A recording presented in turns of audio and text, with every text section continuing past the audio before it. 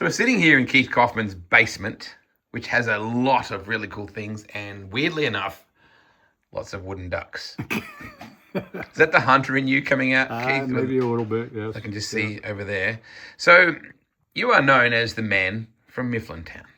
And tonight we had a really cool little celebration. Yes, we did. Very nice. That was well done. I think the town did a great job of that. Very well done, yes. Where did the man from Mifflintown nickname come from? This guy right here. Oh, yeah. Hi, Bruce Ellis. He had a little something to do with it. So we were talking about it with Steve, thought that it was identified tonight when it was first said. They think it was in the Al Hamilton car. Is that what I think you heard? Correct. Okay. Mid-'80s. Yeah. Wow. 40 years ago. Yeah. Unfortunately. Do you remember thinking at the time, that's a pretty cool thing? Or you just came out and that's all you thought about? It just happened. I'd like to say I thought about it and planned it, but I can't remember doing that. He was just from Mifflintown, and he was the man from Mifflintown. Yeah. So it wasn't just the man from Mifflintown, it's the man. The man. And then you saw it on a T-shirt, and you're like, well, I'm going to get a cut on that, surely.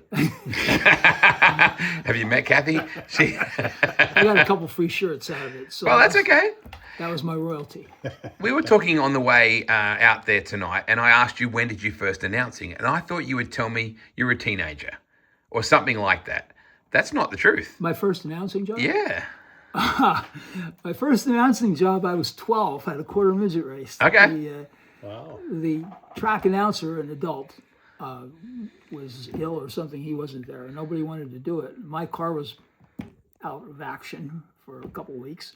And I said, I'll do it. So I announced a couple of quarter midget races, and that's how I got started when I was 12. Okay. Wow. So you used to race as well? Yeah, just race quarter midgets. Okay.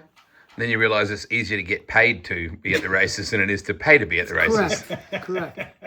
Over the years, you watched this man's career, and the stats that came out tonight, was it Tommy that read out phenomenal statistics? I don't think people outside Pennsylvania truly understand. Oh, this guy is one of the all-time greats of Pennsylvania sprint car racing. There's no question about that.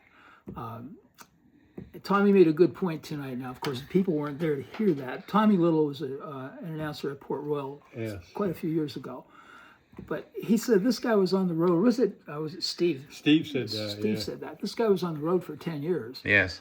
And he's still one of the leading feature winners in the Pennsylvania area. There were 10 of his best years, okay, and 10 of his prime years as far as age was concerned. Suppose he'd stayed home and not gone on the road for all those years. I think it wouldn't even be close to the leading feature winner in Pennsylvania would be had that happened. Pennsylvanian fans are brutal. They certainly love a chance to rip it up the Outlaws, or anyone that's visiting for that matter. But I've also seen him get into Pennsylvanian drivers as well. So were there mixed responses to you coming home, Keith, or was it the prodigal son returns and they were happy to have you back? I think a lot of times they were happy to have me back when I started winning some races when I come back home. Yeah. And it was USAC stuff as well. You ran Silver Crown cars. You ran some really badass hot rods. Oh, yeah. I mean, that was just the thing to do if you wanted to keep going forward, you know. In USAC, back in the early 80s, they were paying like $10,000 to win them races. So that's big money. It was big money. I remember Brad Doty telling me the Pacific Grand National on the West Coast at Ascot was paying $10,000 to win back in the 80s. So it's kind of weird when you think that $10,000 is still considered a reasonable payout. Yeah. 40 years ago now. And like I raced at Nazareth and the big one at Indy, you know, I think at the first, what's it called on the Indy Mile? I think the first time I ran that one, I ran fifth or something in it. And, you know, they get all hyped up about a new young guy coming and running these cars that never ran them before and then run fifth, you know. So, and that was a pretty neat deal. That would have stirred him up a bit. Well, Foyt was there. That was the last time Foyt ran a dirt car. So, yeah. Whatever happened to that guy anyway? Wait, I got to tell you something about this guy. Please. As far as the fans are concerned, maybe at Williams Grove he got some booze, depending on which car he was driving, if it was 29 or 77. Yep. But when he came to Port Royal, anybody who would have booed this man at Port Royal Speedway would have been in serious trouble. He was a real hero in this town, and I think we saw that tonight. When the sign was unveiled, all the people who turned out for it. He was a true local hero. Comparing him to Kenny Bright, Bill Modifieds at the Reading Fairgrounds, or I don't know who else I would compare him to as a local star, but he was. We talked about the cars that you drove for, the teams that you drove for, and I asked you about the Zemco car, and you said that never actually happened. It's one of the few teams that you didn't drive for, Right. which for me is one of the most iconic Pennsylvanian cars, Bruce. I mean, just color scheme wise, like you look at the difference between the Brickmobile and the Zemco in terms of its outright presentation. Yes. Did it just never work out to It drive for just never Zemaitis? happened. I mean, we talked a couple different times, but it just didn't happen. I don't know why. I can't remember why or what, but you know, the one time he was calling me and wanting me to drive, and I had other stuff going on, and I don't know, it just didn't work, you know. Then there was other times when I needed a ride and I couldn't find one, you know. So it just. And that woman just leaving then was the woman that was providing the vast catering service when you were here. Are we going to take? Do you want something? Do you want some snacks? Isn't she so amazing? Has she been like this the entire time you've known her? All the time. Are you guys hungry? It's her. I think feeding people is your love language, Kathy. Yes, yeah. I feel like that. You can surprise me with a coffee or something like that. Whatever you like, I don't mind. Do you want a coffee, Bruce? No, thanks. Okay. Do you want water? So you got to say yes to something, or she's going to keep asking. And how do you drink your coffee? I'm going to have a Kauffman coffee, so you can just surprise me. Okay. Black and strong. Straight. No, yeah, whatever you like. So the last time you were down here in this basement, you were filming a TV Yes. interview with him, Yes. and the cat ate the food that she had prepared. Yes. What a great story. I don't think I can tell that story. No, you don't have to tell the whole story. The whole story will about his passion, we'll leave out. Why am I so obsessed with Pennsylvanian culture? It's such a different, powerful place, isn't it? It is, especially as far as the racing is concerned. Really passionate fans. There's no question about that. And I think right here in Port Royal, they have the most passionate fans. There's very little up here besides the racing. And the racing is very important to the people, and it's a big deal here in Juniata County. Yeah. So 2 years ago, I was at the Skillman Museum. Danny Smith and Jack Hewitt and Steve Kinzer, all these older guys get together, the old strokers get together, and they go to lunch at this cafe and then diner, and then they go to the Skillman Museum. And I got to meet Bones Bossier, and I was really fangirled. My old friend. Because, and I'm going to put you in the same boat, mate, and I hope you see this as a compliment. Reading yours and Bones's stories in Open Wheel was life-changing for us. It was our lifeline to American sprint car culture. Did you ever get a sense of what that magazine meant to people? Yes. After it was gone. Yeah. Which I think is often the case. As an example, people at the Reading Fairgrounds complained constantly. They went there every week, twice a week, and they complained about it until it was gone. And then they realized what they had. It was too late. And I think what you had said earlier tonight about Open Wheel in Australia was what you had. That was all you had there to keep you abreast of sprint car racing in the United States. And I think people found out back then that's pretty much that's all we had. And we were sold on the newsstands, right up there with the stick and ball sports. You could buy it, you could go at a big store. I bought it on Michigan Avenue in Chicago, and I bought it here in McAllisterville at a drugstore. So, you could get it just about any place, and it put sprint car racing right up there with the stick and ball sports. And it was like, who's on the front cover? Yes. You know what I mean? Like the cover was, well, it was almost like Playboy, right? It was always like if you made it to the cover of an Open Wheel, you made it. I know one prominent driver who, when I asked him if I could do a story, he said only if it's a cover story. And of course, I had to get that approved. It wasn't my decision. Yeah. But we did work it out where he got a cover. Wow. I was showing some people the other day. In fact, I'm trying to think who it was that I thought would have seen it already, but it was the Jack Hewitt photo at Ludlow Falls with the late model and the non-wing sprint and the midget and the sprint car on the waterfall. Still remains. That photo would be 40 years old. Nobody has ever topped it. I'm sure you know the photo I mean, where the cars were all sitting on the waterfall. All blue cars. The JW Hunt, the blue and yellow, but nobody's ever topped it. No, you're right. And you think in this world that we have with all these phenomenally creative photographers, and that's not a swipe at them, I just mean that thing was so far ahead of its time, Bruce. Right. My favorite personally was the Tim Schafer photo when he won Knoxville. Yep. Fist in the air, and it just said on the cover, all it said was Timmy. And I thought that was great because you could see all the emotion in his face when in that picture. You mentioned to me, you were just talking about a modified driver in Brightville, Yes. and there was one particular announcer that I think shaped a lot of how you do or did your announcing. It affected you as a fan. Can you tell me what that story was? His name was Warren Ruffner, and I think to this day he was the best short track announcer I've ever been around. Thank you, ma'am. You're welcome. Keith may remember, at the Reading Oh, Fairgrounds. yeah. Warren was, first of all, the man had class. He really did. Yep. But before every race, he would say, "Who do you think has the hot shoe tonight?" And he would go through the roster, just a few names. And I always thought that was really cool because the fans at Reading were very passionate too. Yep. And he would usually save somebody like Kenny Brightville for last.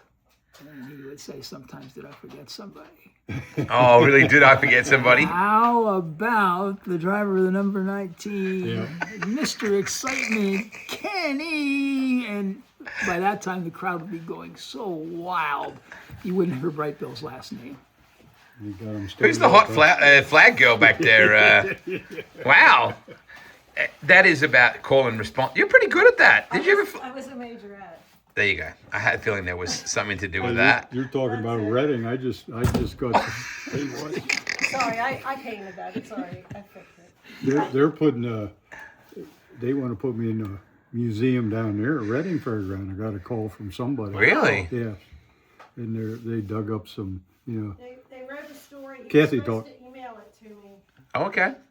I'll see if I can. Yeah, somebody. There's a group of them that's still involved with that. Yeah, and Reading still have. Fairgrounds Historical Yes, Society or yes, something. Yes. yes.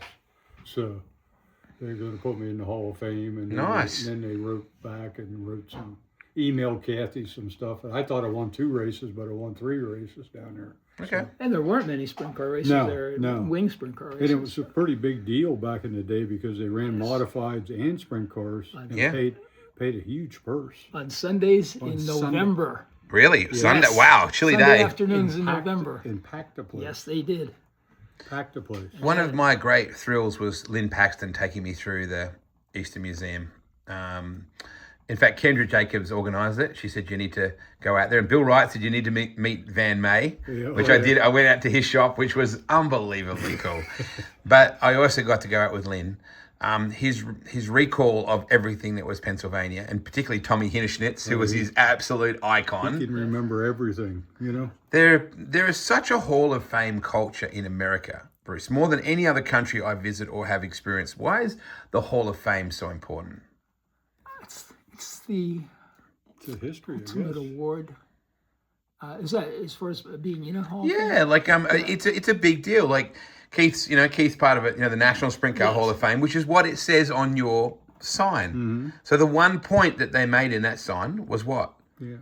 Was the year that you were? Was it 2004? Was the year? Yes, 2004. Right. So that was, and it's the same with Kenny Jacobs. His sign says National Sprint Car Hall of Fame Yes. in that year.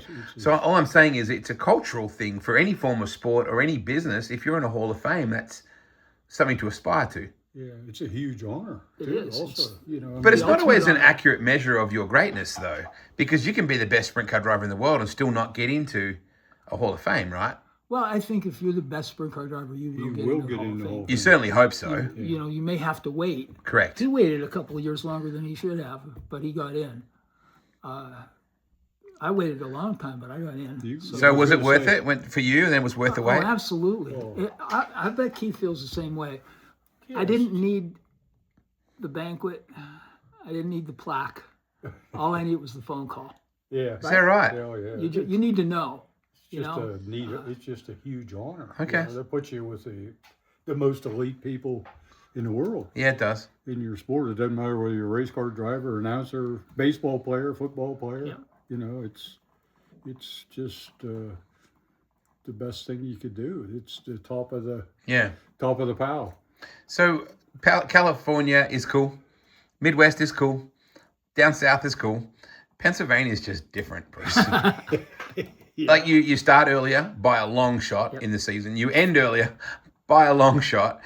there is this brutality in the honesty and the fan support. Donny Schatz always tells me about parking down in turn 3, getting ready for an AMA, and the abuse that gets hurled at him. I think he does it on purpose to fire himself up. But over the years, you've seen some of the greatest rivalries in PA. Why do they just love hating on anyone from no PA? Anyone from who isn't from PA? Yeah, why? Because it's brutal. It's local. Who's local? I mean, are you going to root for Bobby Davis Jr. from Memphis, Tennessee, or Keith Kauffman from Mifflintown, PA? You know, he's your hometown boy. And I think that's what it's all about in Pennsylvania. Also, the fact that the Pennsylvania drivers, because of the Pennsylvania teams in general, I mean, all the engine builders who come out of Pennsylvania and the great crew chiefs, it's because of the teams in Pennsylvania over the years have actually been able to beat the Outlaws. Yes. Where else does that happen? It may be happening more now, but back then it didn't happen anywhere else. And I think that's what really got the rivalry started, the Posse and the Outlaws. And it's the stuff of legend. We lost Bobby Allen just recently, and his absence was really felt. In fact, Ron Shaver spoke at length the other day with me about Bobby's impact on the sport, about a guy that could barter to get a free bottle of water, to sneak into someone's motel room to get a shower before they checked out. Those sort of things. He did it on a shoestring budget. Yeah. He was the everyday man champion, right? Oh, yes. Had no business racing at that level and yet made it work. A very smart individual with cars, with the sprint cars. Yes. He was very smart. But another great piece of the shark racing thing is PA. Yeah. All the way, right? Okay. And yet he was from Florida. That's right. Yes. He brought several people up here. I guess he probably was the first to come here from Florida, but others followed him over the years too. Tonight we talked about the Smith family. Mm-hmm. So, Stevie was just a cool cat. I didn't get to see Steve race much, but Stevie, when he had the Ingersoll Rand car, and he was just a cool operator. And beautiful Summer, who was Miss Motorsport back in the day as well. And I got to meet her in 1992. She was just a lot like Stevie, very similar in their appearance and in their gentleness. So I have met Pennsylvania people who are quite gentle. Just that are more outspoken. How did you get to start announcing at Williams Grove? That's a good story. I have been doing their publicity for several years. Yep. And of course, I've been writing for some time. I had done the television. And one night I got a phone call from Nick Turo, who was part of the promotional staff at that time. And he said, I need a favor. I said, sure, Nick. And he said, before you say that, you better ask what the favor is. Okay, what do you need? And he said, I needed an announcer for the National Open. Just a little sprint car race. Just a little sprint car race. And this was a Thursday night. And, Friday was the first night of the National Open. And I had not done any public address announcing to that point. And his announcer quit on the eve of the National Open, so he had to get somebody. And I said I would do it, and I was there for 36 years after that. So there is a responsibility as an announcer in a volatile environment like a Pennsylvania sprint car audience, where you can rile people up to the point of it getting almost out of control, right? It's a cauldron. My time at the Natty O it's a cauldron. And you could incite that without even really meaning to. So did you feel the responsibility there? You had to measure it a little? A little. I would try and get them fired up. But I think I could tell when they'd had enough. Yeah. I did that at Knoxville for a B Main one year involving Daniel Lasowski. Yep. And that was a lot of people there that were fired up. So you don't want to go too far with it. Yeah, but there's a balance. There is, and you have to know where the line is. And particularly that guy that you were talking about before, how he had that way of who's got the hot shoe, made it almost sound like it was a horseshoe inside the race car. Who's got it tonight? Who's got the hot shoe? It was a great way of putting it. I was talking to you before about Terry Baltus, Earl's son, who had a beautiful way of announcing in Eldora, and the way he would announce Doug Wolfgang, driving the 8D from Sioux Falls South. And here we go, the Wolf. Oh! So back in the day, announcers were larger than life. No, not that they aren't now, but it seemed like there were some legendary announcers. Jack Miller is a good example. Yes. Where did you learn to shape your career that way off anybody? A little Warren Ruffner, okay, the guy from Reading. The rest, I guess it was just the way I thought it should be done. before. This was before streaming too, right? So Oh, absolutely. So generally there's the- a difference. You know, we were PA announcers back then. Now you have TV announcers, and you have to conduct things in a different manner. The announcers today have to keep talking. yes. I always felt that the fans didn't need to hear me constantly, and I didn't talk all the time. And I think a lot of people liked that. They had a chance to talk to their friends and, you know, talk about what was going on instead of listening to my voice constantly. So I didn't talk all the time. But and none of the bosses, and I had many in my years at Williams Grove, ever told me that I needed to talk all the time. So I think, you know, as PA announcers, we didn't have to do that. But they do today because they're television announcers today. And also, with the streaming stuff, there's no escaping what you just said because it's replayed within 3 minutes. If someone hasn't screenshotted it, Bruce, then it's played out on Dirt Vision or it's played out on Flow on their socials. So you live or die on what you said. Whereas when you started at PA, when you got 410s and no exhausts and all that sort of stuff, the only people that heard you were the people that heard you. That's true. Yeah. Were you able to, I mean, not just because he's sitting here, but did you have some favorites or some greats that you revered announcing when you look back in that era? I mean, God, You you know, to be announced honest with Kinzer at you- his very best, right? Kinzer was at his best when he Yes. came to Oh, you yeah. in your That's true. time, right? That's true. He and Sammy and Wolf. I don't want to say that they were my favorites. That really wasn't true. I had people who were friends that maybe were not the biggest winners, but was I rooting for? I was rooting for the Posse against the Outlaws. Yeah, I was. I have to admit that. But it didn't really matter who the driver was. You know, it was Johnny Gibson would be the first to tell you this too. There's such an us against them mentality when they come to Pennsylvania, particularly Williams Grove. Johnny used to say it was like going to a college football game. Mm-hmm. You know, the home team and the away team, and that's how it was. And yeah, I would fire them up a little bit for the home team. So the Freddie Raymer win at the Natty-O when Earnhardt finally won the 500, Yes. right? It's a similar moment in time, isn't it? Can you tell me what that was like as a... People have asked me many times what was the race you'll remember the most. That was it, and it wasn't a good race. Fred took the lead relatively early and was never challenged. But that's the one thing I'll never forget, what it was like when he came through the pits and people were reaching out Yeah. to him. It was like Earnhardt. Fred Raymer had won more races than anyone else in Pennsylvania, and I suppose he still has that record. But he had never won the big one. Okay, he'd never won Knoxville, never won Eldora, and never won the Williams Grove National Open. And Darren Pittman finished second that night. And I can recall interviewing Darren and him saying, Fred Raymer deserves to have won this race. And Darren had tears in his eyes. And that's what it meant to other drivers. Fred wasn't always the most popular. No, driver, I okay? agree.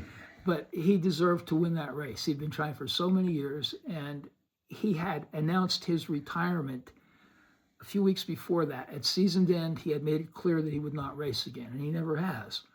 And that was his last shot, and everybody knew it. And he won the National Open, and it just meant so much to so many people to Yeah. see him do that. So that's the one I'll never forget. Just what Victory Lane was like. It was crazy. It was out of control. People who booed Fred his entire career cheered for him that night. I think it would be almost like similar to when if Brian Brown was ever to win the Knoxville Nationals, because Brown has so much expectation on him all the time in the same way. When I was driving through, briefly through West Virginia, I was coming the right way today, right? I drove across from Iowa, went through Ohio, and then, you know, through Indiana briefly, and you see all the signs, you know, like there's Lebanon over there, and there's Terre Haute, the signs are there, and you go through Brownsburg and all those iconic Crawfordsville. There's some speedway in Crawfordsville, biggest race in the world or something. But you drive through PA, the porches get narrow, the buildings get short and tall, the streets get narrow. There's a cultural, emotional difference to this state. There really is. I don't know if you see it because you live here, but when I went to Gettysburg 3 years ago, it was a profound experience for me. I sat in the parking lot for some time trying to collect my thoughts and thinking, what did I just see? PA has all the emotions. I don't know how to put it any other way. It's a loud, aggressive, funny, emotional, angry, upset, joyous planet here. Is that a strange way to say it? I think you covered it. That's a But good way to put it. am I close though? Because it's got it all. It does. And you've got so many different cultures here. Williams Grove, Port Royal, we'll start with Port Royal. That's local. I mean, most of the fans that are here on Saturday night are from Juniata County or Local, something nearby. But if you go to Williams Grove, they're not necessarily from the Williams Grove area. Yes. They come from the Reading area, they come from the Allentown area, they come from New Jersey, they come from Maryland. So it's just different there. Some come from cities and small towns, but here it's Juniata County, and for the most part, of course. Yeah. Now, the big races draw from everywhere, but I'm just saying on Saturday nights, they're just local supporters that have been coming here for years, and it's a pretty cool place. Yeah. Port Royal. Do you get a sense of that, Keith, when you're out traveling, that there's an expectation of PA? Like, I'll tell you who's done that now is Macri. When the Concrete Kid shows up, it's like, ooh, Pennsylvania is here. When you look and you go through, like, Brent Marks gets it done in a different way, right? Oh, yeah. But when Macri, have you ever seen him, kid? He reminds me a lot of Jack Hordenshield PA style. No, he's done good in his big races, It's amazing. And the kid's gotten really good. It's just a shame he got hurt again, Yeah. But to win the King's Road just once, let alone twice in a row, is unbelievable, Yeah. And it's not just drivers. Let's throw Charlie Garrett into the mix. Let's throw Davey Brown into the mix. Let's throw Donnie Kreitz now as a car owner. Let's Lance DeWeese. Like all those. There's so many legends in this part of the world, Keith. Oh, yeah. Yes, there is. Yeah, a lot of good drivers, a lot of good mechanics, car owners also. Engine builders, chassis builders, crew chiefs. Like Davey Brown. Like, how did you hear what she said in the background there? Wives. She's right, though. And that was a point well made tonight, right? Oh, yeah. She's right. And it was Ziziana Bacon said something the other night when Brady got caught up in that frightening wreck with Macri. Yes. And she said, people don't see us, the wives that are watching on the online, or they can't get a response because we're not allowed to say anything on the coverage until they're clear. And at the T-shirt trailer, when someone's bitching, not realising that the person they're bitching about is the husband of the person standing in front. So to that point, Bruce, that's true. Yes, absolutely. Good point, Kathy. Yeah. I'm just helping you along. Yes, thank you. What do you love the most about racing? That's a good question. I could say I like all of it, but I don't like all of it either. I think I like the racing itself. That's what I always came to see as a fan, still come to see. Mm-hmm. I don't like sport divisions. Okay. I come to see the 410 sprint cars, and that's really all I've ever wanted to see as a fan. Mm-hmm. Now, if I go to modified race, I could enjoy the modifieds. Late model race, the good late model race, the travelers, I could enjoy that too. But to see support divisions, especially at a big race, I don't think they belong at a big race. Okay. I understand the reason for it, especially if it's a place that doesn't have a lot of seats. They need the back gated. Yeah. I understand that. But I don't have to like it, and I don't have to go. What I liked about tonight, Keith, was the smiles on people's faces when you were being talked about. I watched people reminiscing as people were talking about I was there at that race. When Steve was talking about stuff, or when Kurt was talking about stuff, or when Tommy was, and you were even, I caught you a couple of times looking a little misty-eyed. You must have had a bit of mosquito in your eye or something. But that's what I love. I love the people and the way they remember those things, and the twinkle in your eyes you got when you talked about the Raymer win.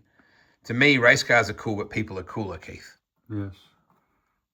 And just for me, it was just a challenge. It was the challenge of winning is just, I don't know, just something I like to do. If you run second, well, that's okay, but it's a lot better to win. But I don't know how you explain that. They have that determination to win. Just like you said about Fred. Winning a national open. It's that's what it's all about. I got to ask you a question. Okay. Is there one win that stands out for you? I don't know. Kathy, is there a win that stands out for you? I don't know. I mean, She'll know. She'll think of one. probably your first one's Okay. the best one. With Tusky 50, Kathy's saying? Well, that was a pretty neat one. The first one, yes. Yeah, the first one. Okay. Because we almost didn't make it. If there wouldn't have been a yell in that concert race, we wouldn't have made it in the race.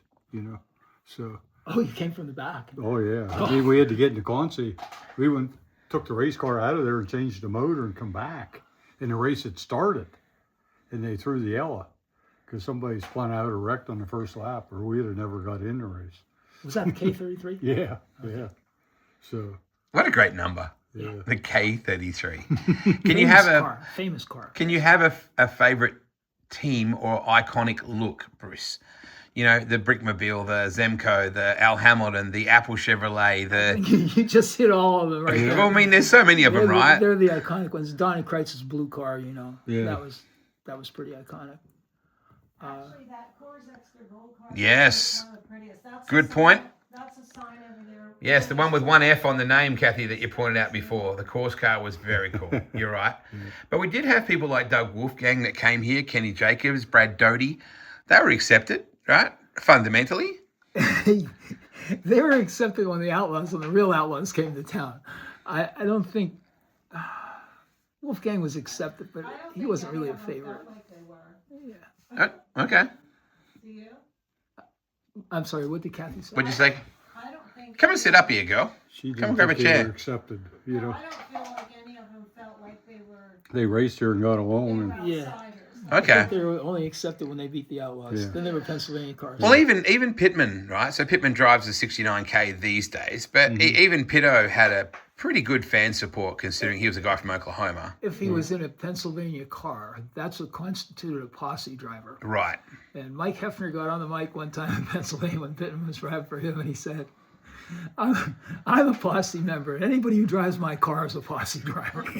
Right. And he was very clear about it. Yeah, so there's ways that you want to look at that. Yeah. So that win then, the Tusky was, like as I Kathy would said. say yes, yeah, very important. That was my biggest win at that time. So yeah. And what about you, Bruce? What do you think his best win was? If you were to pick one. I'm thinking, I don't know. I saw him win so many races. I don't know if I could put my finger in it Yeah. in particular. You had an outlaw win at Williams Grove, I believe. Oh yeah, His- yeah. His first outlaw in Weicker car? Mm-hmm. Okay. I remember that being, the fans went crazy that night. Anytime you beat the Outlaws at Williams Grove, it's special. And again, the local guy in Weichert's car, Yeah. Yep. Oh yeah. they booed Weichert a lot until he beat the Outlaws. Yeah, okay. And he encouraged it. He was really good at firing up a crowd. And he would say things like, he was probably a little before your time, Crazy. but he would say things in Victory Lane. That's it, Kathy. If you thought we were fast tonight, wait till you see the one we got back at the shop. We'll have it next week when You those didn't see the Outlaws are big here. motor I got back. Oh, really? Oh, Yeah. he'd wind him up. Yeah. All he had to do is give him the mic, and he just loved that. That is such an iconic team. Oh, That, yeah. that number and that color scheme. Yeah. You Just- can imagine how the stuff he said. I mean, he was just. And then the next week he'd come back and give a quarter of beef away. Yeah. You know, he'd get the people that mad, they were pissed off, and next week he'd go, well, we're going to give a quarter of beef away, you know, and then they were happy, you know. Simpler times then, right? Here's a side of beef. Shut up. You couldn't do that on the internet anymore, mate. No, you're right. How did you come up with content for Open Wheel? Like, how did you only had one article to write a month, correct? Well, one column. Yes. Then I would do stories. Probably every other month I would get a story in there. The stories I had to get approved by Dick Bergman or later for Doug Auld with Yeah. Sprint Car Midget. They never turned me down on anything. But as far as the columns are concerned, I had the freedom to write whatever I wanted to write about. So I would go to a lot of races always looking for a story. Yeah. Most of the time I didn't find one. I can't say I really set out to come up with a particular topic, but sometimes if something just got my attention or bothered me, that would be my topic for the month. Have you collected them? Do you have all the issues? I have all the issues. You do? Yes, I do. That's so good. Yes. Are they collected in plastic and stuff? Are they wrapped away? Or are they just... They're stored in those storage containers. There's airtight storage containers. They're in good shape. Bruce, question without notice. Can I ask you about Denise and what a huge part she was in your... Oh my goodness, she was Because it's a selfish sport that, as an announcer, right? It's a single life. It's tough. Yes. Maybe we'll reach out to Randy Hannigan, the story I Correct. told you earlier, and I hope Randy's hearing this because I haven't seen him in years. After Denise passed away, I saw Randy walking on the sidewalk outside Knoxville Raceway, and he stopped. I had known him for years, and he stopped and he expressed his condolences about the passing of Denise, and I accepted that. And when he passed me, I turned around to try and get him back, and he was gone, because she would have been so glad that he remembered her name, because she was always Bruce's wife. Mm-hmm. And he knew her name, and that would have meant a lot to her. Yeah. 15 years, you said? How long? She's been gone for 15 years. Goodness me. I'm still sorry to hear that. Yes. She was so much a part of it. She was my secretary. She was a good secretary. Yeah. It was like there's like Bruce and Denise go together. Yeah. You know. She was always there. Yeah, She for was sure. always Yes. When you wrote, there was no internet back then when you were writing for Right. Open Wheel. If someone disagreed with you, they had to either write a letter to the editor, That's right. which may or may not have made it into feedback, right? Or they had to track you down at a racetrack and come and say, hey, I disagree with you. It was a much more difficult process than just chattering. Didn't get much of that. No. Honestly, I didn't get much of that. People didn't complain to me. They may have complained to their friends, but no, I didn't get much of that in person anyway. I feel like we were a happier society back then. I think we were less inclined to be pissed off or offended or something. And we were all they had back then. That's a good know. point, too. True. I miss Doug Old. He pulled on a big, some big shoes to go on with Sprint and Midget and, Yes. that stuff. And his photo was in. He worked harder at that than people will ever know. To Yeah. put that magazine together. That wasn't easy to raise the funding for that, and he managed to do it. It's such a sad thing. We just don't appreciate paper anymore. Like everything's on your phone. Here I am, ironically, filming this on my phone. But you used to sit in the restroom with an open wheel, right? Or a speed sport or something like that. And that's what you're pretty well caught up. Now you eye poop. That's what they call it. You do it on your phone. But that was a different time, Bruce. Just a story about this area again. Driving down Route 35 between Selinsgrove and Port Royal. It's only, 35 miles between Selinsgrove and Port Royal. About midway between, there used to be a little pharmacy called Kiefer's Pharmacy. I forget what town that was in, but it was right there on 35. Okay. And they had a little signboard out in front. And on the signboard, when I passed, it said, "Open Wheel is in." Wow. I did a U-turn. Was it in Freeburg? Yeah, it might have been Freeburg. It could be, yeah. Kathy knows. Not sure what there's about 3 little towns between here and Selinsgrove. But this was right on the corner, a little drugstore. And it had "Open Wheel is in." I made a U-turn, went back. I was not a photographer, but I took my camera out and took a picture of that sign and sent it to Dick Berger, and he ran it in the magazine. The fact that they were advertising that this little magazine was in, the first issue of the month was in, that was pretty special at the time. Yeah. What was Dick like to work with? Dick was great. I learned some things from Dick. He used to send us newsletters saying what he wanted and how he wanted it done. He had to have multiple sources. I remember that. But Dick was a racer at heart. He had a sprint car that he raced on pavement, and he loved open wheel racing. It was his baby. Open wheel stock car racing was the big magazine at the time, and he put open wheel stuff in stock car for a while until he got his own magazine for open wheel cars. And he loved it. And I mean, he certainly did a lot for the sport with that, because, as we said, there was nothing on a national level at that time. So Larson is bridging the gap between stock car racing and IndyCar fans and stuff and sprint cars. He's doing that almost single-handedly Yes. in a cross-promotion of the fans. But Dick was doing that back then before he had the power to wheel a race car. Dick was doing that just through, you're going to read about this and you're going to like it. He cross-pollinated the industry back then, didn't he? Yes, he did. And he did it through Stock Car Racing magazine, whether the stock car fans wanted it or not. Yeah, which proved how passionate he was about our sport. Larson's win was polarizing the other night at Knoxville if you were an anti-happy person. But fundamentally, that turned the eyes of the world Sure. onto Knoxville Raceway. Sure. Like, there's a lot of talk about Knoxville waiting for him, all that sort of stuff. I can tell you now that's bullshit. Jason Reed told me we waited on the back gate when he rolled in before the B so he could get in and put his fire suit on. That was the only time they went, hold it. He was already on the grounds. Yeah. So And they didn't hold up the show for him, just to let him cross the track. what he is doing for, and what Hendrick is allowing him to do, like you heard the pit crew chief talking to him on the track, hey, there's still 25 laps to go. Knoxville hasn't started yet. We're getting something ready for you. We got the airplane ready. Like, We're going. Didn't that say everything about this, the nature of sprint car racing and the state of it? They wanted them to go. They were encouraging them to go, you know. You imagine back at Talladega or someone get on the radio to Cal Yarborough and go, hey, we've got the late model ready for you, Dixie.